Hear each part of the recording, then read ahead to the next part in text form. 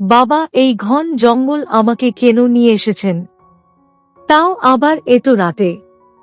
আমার প্রশ্ন শুনে আমার বাবা মুচকি হাসি দিয়ে বলল, কেন রে মা, ভয় করছে তোর?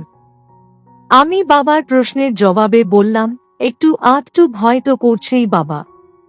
আমার কথাটা শেষ হতেই আমার বাবা আমার মাথায় ওনার হাত রেখে বলছেন, কোনো ভয় নেই, তোর বাবা তোর সাথে আছে তো, তুই চল আমার সাথে। এই সুযোগে কাজটা করতে না পারলে পরে আর করা যাবে না। এই বলে বাবা আমার হাত ধরে দ্রুত গতিতে হাঁটতে লাগলেন। আমি কিছুই বুঝতে পারছিলাম না যে আসলে হচ্ছেটা কি এখানে। বাবা আমার হাত ধরে বেশ খানিক দূরে একদম গভীর জঙ্গলে নিয়ে যাওয়ার পর আচমকা বাবা আমাকে, হ্যালো আমার কলিজার বন্ধুরা, কেমন আছো সবাই? আজ আবারও তোমাদের মাঝে আমি হাজির হয়েছি একটি নতুন ভিডিও নিয়ে। আজ তোমাদের বলবো আমার নিজের আপন বাবার সাথে আমার জীবনের অসাধারণ একটি সত্যি গল্প। আমি শতভাগ সিওর হয়ে বলতে পারি আজকের ভিডিওটা দেখার পর তোমাদের ও জল আসবে। তাই তোমাদের অনুরোধ করছি সম্পূর্ণ ভিডিওটি দেখার। তো বেশি কথা না বলে চলো গল্প ফিরে যাই। আমার নাম কোহিনূর। আমার বয়স 22। আমি কলকাতার একটি বেসরকারি কলেজে পড়াশোনা করছি। আমি আমার বাবা মা ও এক ছোট ভাইকে নিয়ে বাবা মায়ের সাথেই কলকাতায় থাকি। আমি আমার বাবা মায়ের বড় সন্তান। আমার একটা ছোট ভাই আছে। আমার ছোট ভাইয়ের নাম পলাশ। আমি এই সংসারের বড় মেয়ে, সেই সাথে বাবা মায়ের প্রিয় সন্তান। আমার বাবা মা আমাকে আমার ছোট ভাই পলাশের থেকেও বেশি ভালোবাসত। আমার বাবা মা বরাবর আমাকে স্বাধীনতা দিতেন। আমি ছোটবেলা থেকেই আমার মন মর্জি মতো চলাফেরা করতাম। আমার বাবা পেশায় একজন সরকারি কর্মকর্তা হওয়ার দরুন ভারতের বেশ কয়েকটি জায়গায় আমার ভ্রমণ করা হয়ে গেছে। আর ভ্রমণ করা আমার একটা শখ, ঠিক আমার বাবার মতো। আমার বাবা মিস্টার নেহেরু সাহেব ও ভ্রমণ প্রেমী। আমি ছোটবেলা থেকেই পড়াশোনায় অনেক ভালো ছিলাম, যেই কারণে পিতা মাতার প্রিয় পাত্রী হয়ে উঠতে আমার বেশি সময় লাগেনি। সেই সাথে কলেজের সকল শিক্ষিকার ও প্রিয় ছাত্রী আমি। যেই বয়সে সব ছেলে মেয়েরা গল্প করে, আড্ডা দিয়ে নিজের গুরুত্বপূর্ণ সময় নষ্ট করে থাকে, সেখানে আমি সময়ের সঠিক মূল্যায়ন করার জন্য মুখিয়ে থাকি সব সময়। আমি রোজকার মতো আজ ও কলেজ থেকে বাড়ি ফিরতেই আমার মা এসে বাড়ির দরজা খুলে দিল। মা দরজা খুলতেই আমি ঘরে প্রবেশ করলাম। আমি ঘরে প্রবেশ করতেই মায়ের মুখের দিকে তাকালাম আমি। আমার মায়ের মুখে আজ একটু খুশির ছাপ দেখা যাচ্ছে। আমি মায়ের মুখে খুশির ছাপ দেখে মাকে জিজ্ঞেস করলাম, মা আজ আপনাকে দেখে অনেক খুশি মনে হচ্ছে, ব্যাপার কি? মা আমার প্রশ্ন শুনে এবার হেসেই ফেললেন আর বললেন, খুশি না হয়ে কি আর উপায় আছে বল, তোর বাবা নিজের সৎ কাজের জন্য আজ পুরস্কার পাবেন। মায়ের কথাটা শুনে এক সেকেন্ডের মধ্যে আমার মুখেও হাসি চলে আসলো। আমি ভীষণ খুশি হয়ে মাকে বললাম, কি বলছেন মা, সত্যি বাবা পুরস্কার পাবেন? আমার কথাটা শেষ হবার সাথে সাথে আমার বাবা ঘর থেকে বেরিয়ে এসে আমাকে বললেন, কেন পাবো না শুনি? আমার মতো সৎ ও নিষ্ঠার সাথে কেউ কি নিজের দায়িত্ব পালন করে নাকি? আমি ভীষণ খুশি হয়ে বাবাকে কনগ্রাচুলেট করে ফ্রেশ হতে চলে গেলাম। আমার কেন যেন বরাবর আমার বাবার সফলতাগুলোকে দেখলে আমার মনে শান্তি চলে আসে। আর সেই সাথে আমি অনুপ্রাণিত হয়ে যাই বাবার মতো ভালো কিছু করার জন্য। আমি বাহির থেকে নিজের ঘরে এসে প্রথমে ফ্রেশ হয়ে নিলাম। অতঃপর নিজের বিছানায় বসে খানিক সময় বিশ্রাম নিয়ে নিলাম। আমি নিজের ঘরে বসেই বিশ্রাম নিচ্ছি এমন সময় আমার বাবা মা আমার ঘরে চলে আসলো। আমি আমার বাবা মাকে আমার ঘরে দেখতে পেয়ে মুচকি হেসে বললাম, কি ব্যাপার বাবা, আপনারা দুজনেই চলে এসেছেন, কিছু বলবেন? বাবা বললেন, আমি একটা সারপ্রাইজ প্ল্যান করেছি, আর সেটা নিয়েই কথা বলতে এসেছি। আমি জানি আমার সারপ্রাইজ প্ল্যানটা শুনলে তুইও খুশি হবি মা। আমি বাবার কথাটা শুনে একটু অবাক হলাম। আমি আপন মনে ভাবছি যে বাবা আবার কি সারপ্রাইজ প্ল্যান করলো।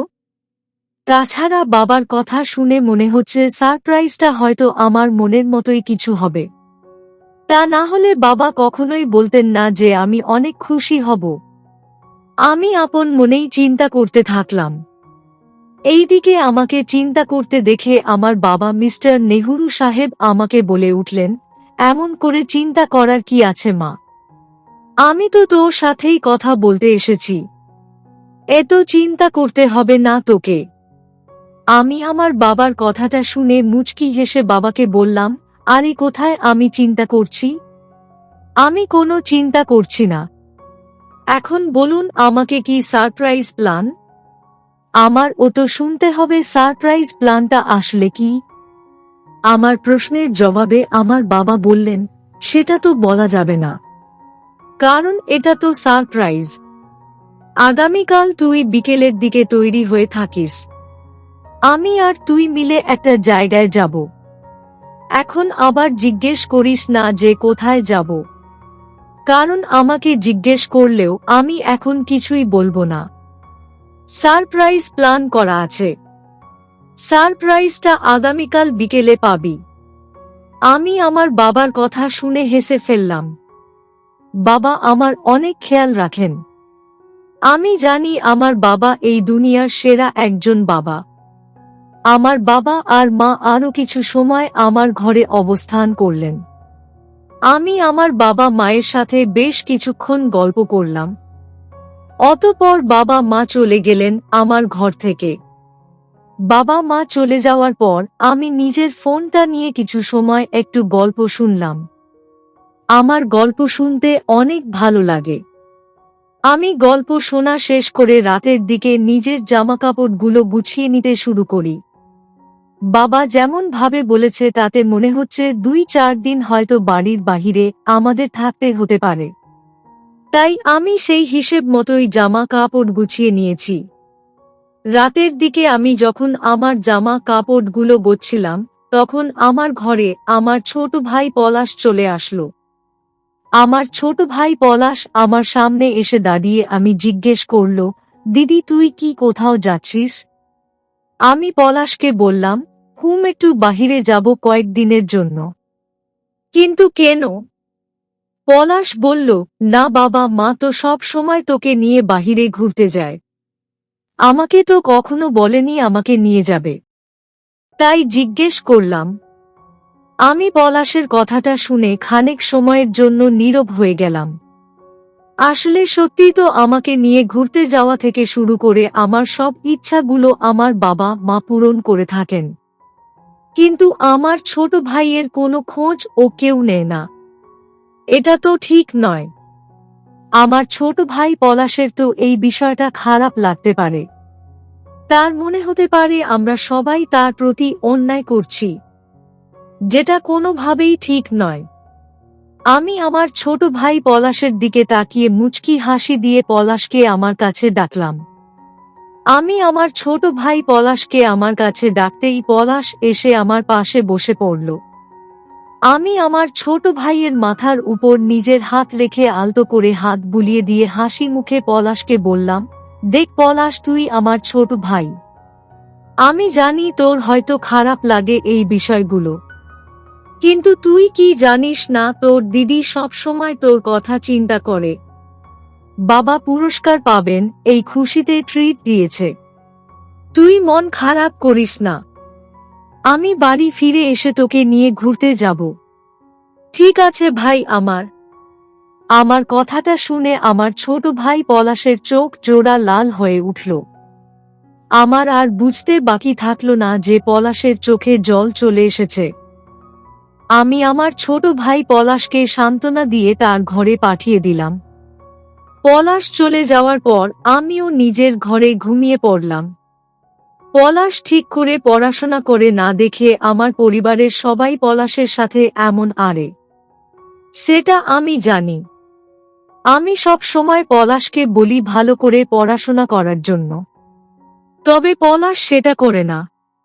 পলাশের কথা ভাবতেই আমার একটা দীর্ঘশ্বাস চলে আসলো। আমি একটা দীর্ঘশ্বাস ফেলে ঘুমিয়ে পড়লাম। পরদিন বিকেলের দিকে আমি আমার বাবার সাথে বেরিয়ে পড়লাম বাড়ি থেকে। আমি আমার বাবার সাথে বাড়ি থেকে বেরিয়ে পড়ার পর বাবা একটা গাড়ি নিলেন। যদিও আমি জানি না যে আসলে আমরা কোথায় যাচ্ছি, তবে বাবার মুখের দিকে তাকিয়ে আমি বেশ বুঝতে পারছি সারপ্রাইজটা আসলেই অনেক সুন্দর হবে, যা আমার প্রত্যাশার বাহিরে। আমি গাড়িতে বসে গুনগুন করে গান করছি আর ভ্রমণ উপভোগ করছি। গাড়ির জানালা দিয়ে বাহিরে দৃশ্য উপভোগ করতে আমার বেশ লাগছিল। আশেপাশে বিশাল বিশাল পাহাড় আর নদীর পেরিয়ে আমাদের গাড়ি ছুটে চলেছে তার আপন গতিতে। আমার মন ছুঁয়ে যাচ্ছে আজকের আবহাওয়া। আমাকে জানালার বাহিরের দিকে এক দৃষ্টিতে তাকিয়ে থাকতে দেখে আমার বাবা মিস্টার নেহরু সাহেব মুচকি হেসে বললেন, "কি রে মা কোহিনূর, বাহিরের দৃশ্যগুলো দেখতে বুঝি তোর অনেক ভালো লাগছে?" আমি বাবার প্রশ্নের জবাবে বললাম, "বাবা, সত্যি অপূর্ব দৃশ্য। আমার অনেক ভালো লাগছে এভাবে গাড়িতে বসে বাহিরের দৃশ্য উপভোগ করতে।" আমার কথাটা শেষ হতেই আমার বাবা বলে উঠলেন, "সামনে আরো অনেক দৃশ্য আছে। তারপর আবার আছে জঙ্গল। অনেক প্রাণীর দেখা ও পাবি তুই। দেখিস, এবারের ভ্রমণের কথা তোর সারা জীবন মনে থাকবে।" আমি বাবার মুখে জঙ্গলের কথা শুনে আরো বেশি অবাক ও খুশি হলাম। আমি খুব একটা জঙ্গলে যাইনি, এই প্রথম যাওয়া হচ্ছে আমার। সব মিলিয়ে আমার খুশি আর ধরে না। নির্দিষ্ট সময় শেষে আমি আর বাবা চলে আসলাম জঙ্গলে। জঙ্গলে পা রাখতেই আমার সারা শরীর কেমন যেন করে উঠল। এই শুকনো পাতার উপর দিয়ে হাঁটতেই পাতার শব্দ হচ্ছে। আমার খুব ভালোই লাগছে এসব। কিছু দূর হাঁটার পর সন্ধ্যা হয়ে আসলো। আজ তেমন কোনো প্রাণীর দেখার পেলাম না আমরা। সন্ধ্যা হয়ে আসতেই বাবা আমাকে বললেন, "কোহিনূর মা, আজ আমরা এখানেই ক্যাম্প করব। রাতের দিকে জঙ্গলে ঘোরা ভালো নয়। আশেপাশে বিপজ্জনক প্রাণী থাকতে পারে।" আমি বাবাকে বললাম, "আচ্ছা বাবা, তবে এখানেই ক্যাম্প করা যাক।" আমি আর আমার বাবা আজ রাতটা জঙ্গলে ক্যাম্প করে থাকার সিদ্ধান্ত নিলাম। আর আগামীকাল সকালে আমরা আবার পুনরায় ভ্রমণে বের হব বলে সিদ্ধান্ত নিলাম। আমি আর বাবা ক্যাম্প তৈরি করে আমরা আমাদের ক্যাম্পে ফিরে গেলাম। রাতের খাবার খাওয়া ও প্রায় শেষ। আমি নিজের ক্যাম্পে বসে আছি আর আপন মনে ভাবছি শহর থেকে আমরা কতটা দূরে এই প্রাকৃতিক পরিবেশে আছি। প্রকৃতির এত কাছে থাকতে পেরে নিজের মনের মাঝে এক ভিন্নরকম শান্তি অনুভব হচ্ছে আমার। মনে হচ্ছে এমন প্রশান্তি আর অন্য কোথাও গেলে হয়তো পেতাম না। যদিও আমার জীবনের প্রথম অভিজ্ঞতা হলো এই জঙ্গলে। আমি আপন মনে এসব কথা চিন্তা করতেই আমার মনটা অশান্ত হয়ে উঠল। হঠাৎ করে এমন অশান্ত হয়ে উঠল কেন আমার মন? সঠিক বুঝতে পারলাম না। আমি শুয়েছিলাম, তবে এখন আর শুয়ে থাকতে ভালো লাগছে না। আমি ক্যাম্পের মধ্যেই উঠে বসলাম। আমি উঠে বসে কিছু কাজ করতে শুরু করলাম। মিনিট 10 কাজ করার পর আচমকা আমার ক্যাম্পের বাহির থেকে আমার বাবার কণ্ঠস্বর ভেসে আসলো আমার কানে। আমি আমার বাবার কণ্ঠস্বর পেয়ে দ্রুত কাজ গুছিয়ে রেখে ক্যাম্পের বাহিরে চলে আসলাম। আমি ক্যাম্পের বাহিরে পা রাখতেই দেখতে পেলাম আমার বাবা দাঁড়িয়ে আছেন। আমি বাবার দিকে এগিয়ে যেতেই আমার বাবা আমাকে বললেন, "শোন মা, আমার একটা কাজ আছে এই জঙ্গলে। তুই নিজের ক্যাম্পেই থাক। আমি গিয়ে কাজটা সেরে আসছি।" আমি বাবার কথাটা শুনে খানিক অবাক হয়ে গেলাম। এমনিতেই এত রাতে, তার উপর জঙ্গলে রাতে বিপদ হতে পারে। আমি আমার বাবাকে একা ছাড়তে পারি না। আমি বাবাকে বললাম, "কোনো প্রয়োজন নেই বাবা, আমি আপনাকে একা যেতে দিব না, আমিও আপনার সাথে যাব। আমার কথা শুনে বাবা মুচকি হেসে বললেন, জানতাম তুই এই কথাটাই বলবি। আচ্ছা চল তবে, ভয় পাস না কেমন মা? এই বলে বাবা হাঁটতে শুরু করলেন। আমিও আমার বাবাকে অনুসরণ করতে থাকলাম। প্রায় ঘন্টা খানেক সময় হবে আমরা হাঁটছি। আমি আর বাবা একদম জঙ্গলের ভিতরে চলে এসেছি। আমি দুম করে থমকে গিয়ে বাবাকে বললাম, বাবা এই ঘন জঙ্গল আমাকে কেন নিয়ে এসেছেন? তাও আবার এত রাতে? আমার প্রশ্ন শুনে আমার বাবা মুচকি হাসি দিয়ে বলল, কেন রে মা, ভয় করছে তোর? আমি বাবার প্রশ্নের জবাবে বললাম, একটু আধটু ভয় তো করছেই বাবা। আমার কথাটা শেষ হতেই আমার বাবা আমার মাথায় ওনার হাত রেখে বলছেন, কোনো ভয় নেই, তোর বাবা তোর সাথে আছে তো, তুই চল আমার সাথে। এই সুযোগে কাজটা করতে না পারলে পরে আর করা যাবে না। এই বলে বাবা আমার হাত ধরে দ্রুত গতিতে হাঁটতে লাগলেন। আমি কিছুই বুঝতে পারছিলাম না যে আসলে হচ্ছেটা কি এখানে। বাবা আমার হাত ধরে বেশ খানেক দূরে একদম গভীর জঙ্গলে নিয়ে যাওয়ার পর আচমকা বাবা আমাকে বললেন, এখানেই থাম, আমাদের এখানেই কাজটা করতে হবে। আমি বাবাকে জিজ্ঞেস করলাম, কি কাজ বাবা? আমার প্রশ্ন শুনে বাবা মুচকি হেসে বললেন, আছে একটা জরুরি কাজ, আমার সাথে কাজটা করবি তুই। আমি বাবার কথায় মানে এতক্ষণ পরে বুঝতে পারলাম। আমিও এবার মুচকি হেসে বাবাকে বললাম, কেন করব না? অবশ্যই করব, চলুন আপনি। এই বলে আমি আমার বাবার সাথে জঙ্গলের মধ্যে কাজ করতে শুরু করলাম। সত্যি এই জঙ্গল ভ্রমণ আমার জীবনের একটি গুরুত্বপূর্ণ ভ্রমণ হয়ে থাকবে। আমি চাইলেও যেন এই ভ্রমণটা ভুলতে পারবো না কখনো। আজ আমি অনেক খুশি। তো বন্ধুরা, এই ছিল আমার নিজের আপন বাবার সাথে আমার জীবনের একটি সত্যি ঘটনা। তোমাদের কেমন লাগলো আজকের গল্পটা? অবশ্যই কমেন্টে জানাবেন। প্রিয় বন্ধুরা, আজকের ভিডিওটি এখানেই শেষ করলাম।